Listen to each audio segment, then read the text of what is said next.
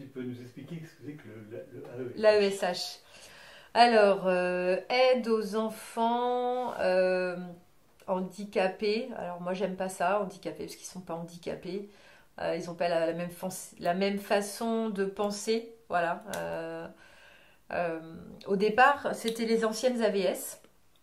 Ce poste a été supprimé et qui a été transformé en tant que AESH. Donc, il faut savoir qu'une AESH, elle gagne 750 euros net par mois. Bon, elle a les vacances, mais avec 750 euros, on ne vit pas. Qui a zéro aide. Moi, j'ai la chance de travailler à Surmez, mais il y a des personnes qui font 20 km. C'est pas compris, c'est pas dégrévé, c'est pas. Voilà, c'est pour elles. Moi, j'ai la chance de pouvoir rentrer le midi. Donc voilà, d'autres personnes ne peuvent pas faire ça, donc ils sont obligés d'acheter à manger. Donc voilà, c'est un poste, il faut vraiment le faire, on va dire, par conviction, pas pour l'argent. Et donc ce poste consiste à être... donc on est très peu formé. Moi je suis arrivée à Clémenceau, je ne savais pas quel enfant j'allais avoir, combien, avec qui j'allais être. Donc on arrive le premier jour, bah, vous allez être là, ok, super. Donc c'est un métier où en fait bah, on apprivoise. Enfin moi je l'ai pris comme ça. Je dis souvent que c'est eux qui... C'est l'enfant qui me dit comment je vais être avec lui. Ça peut être très ingrat parce que bah, l'enfant il est comme nous, il peut être fatigué, il peut ne pas avoir envie, il peut nous rejeter complètement. Euh, mais on est là pour l'aider. Voilà. Donc il faut y aller avec psychologie, faut y aller avec parcimonie. Chaque enfant est différent. Et on travaille avec des enseignantes. Donc chaque enseignante a une façon de travailler différente aussi. Moi j'ai la chance d'avoir des enseignantes qui me laissent faire beaucoup de choses, qui m'ont intégrée de suite. Et je sais que c'est pas le cas tout le temps. Et moi ce que j'aime c'est qu'en fait je suis avec mes élèves. Donc j'avais 2 classes de CM2, 2 enfants dans chaque classe, donc 4 en tout. Mais une fois que... Parce que la difficulté dans ce métier, c'est qu'on est avec eux, mais on est en CM2. Ça peut être très envahissant pour un enfant d'avoir tout le temps quelqu'un avec lui. Donc moi, quand je sens que voilà, l'enfant, il en a marre de m'avoir, et je peux bien comprendre, je vais voir les autres. Et du coup,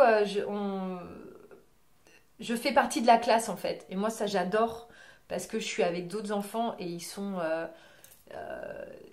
ils apportent tellement de choses. Enfin, ils donnent tellement de choses. Si on sait les écouter, ils peuvent nous donner beaucoup. Voilà. Donc on aide les enfants. Donc j'avais enfants dyslexiques, dysprasiques, dysorthographiques. Euh, un enfant, on peut être amené à avoir un enfant autiste, on peut être amené à avoir un enfant Asperger. On peut être amené à avoir d'autres pathologies qui ne sont pas connues parce que quand on a les enfants, on ne sait pas ce qui est... Voilà. Et moi, je préfère parce que du coup, ne pas avoir d'étiquette, je trouve ça bien. C'est l'enfant qui va me donner ce qu'il a envie et puis moi aussi de m'adapter à ce qu'il doit faire. Euh, j'ai des enfants qui sont en difficulté en maths, j'ai eu un enfant qui avait des difficultés plutôt en français, donc voilà, on jauge, on essaie de trouver des petites techniques.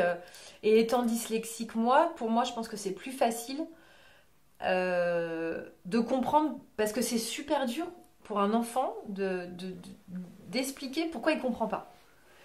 Et du coup, en étant dyslexique, pour moi, c'est plus facile. J'essaye de trouver des choses, notamment sur le visuel, ou par exemple, passé, présent, futur, on en parlait tout à l'heure, de prendre une règle et de marquer passé, présent, futur. Comme ça, visuellement, ils l'ont. Et déjà, c'est un petit peu plus concret. Voilà. J'ai un élève qui avait des très très grandes difficultés, qui était hyper intelligent, qui retenait tout. Mais un enfant, une grande difficulté d'écriture. Donc la maîtresse au début voulait qu'il écrive tout, sauf qu'on s'est aperçu qu'il n'avait pas besoin d'écrire pour retenir. Par contre, ce besoin d'avoir toujours quelque chose dans la main. de trifouiller. Il nous a cassé, je ne sais pas combien, je lui avais acheté une balle anti-stress, il me l'a cassé au bout d'une heure, enfin voilà. Un vrai besoin de manipuler pour extérioriser, je pense, parce qu'il accumulait, il accumulait, il accumulait, il accumulait. C'est un enfant qui ne restait pas en place, c'est un enfant qui a impossibilité aucune organisation. Aucune. Voilà, c'est très perturbant.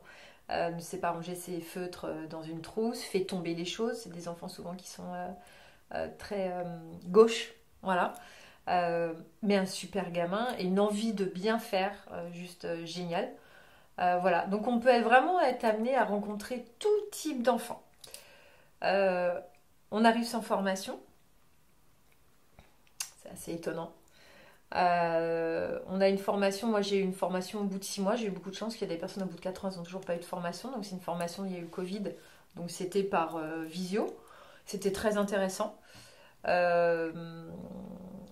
Voilà, mais ouais, c'est un métier qui est attachant, voilà. Moi c'est ce que je retire, un vrai plaisir de partage, même encore une fois, mais c'est comme avec nos enfants. Il y a des fois on a envie de... Mais quand un enfant vous dit ah c'est cool, alors j'ai compris, bah voilà, cool. Là ma journée elle se finit bien quoi. Voilà. Mais c'est pas toujours évident. Parce qu'ils sont comme nous, il y a des fois où ils n'ont pas envie. Voilà. Moi si je dois. Voilà, dans ce métier, c'est la confiance. Plus que le travail. Qui retrouve confiance. Voilà. Aussi bien un autiste que un dyslexique ou un dysprasique. Voilà.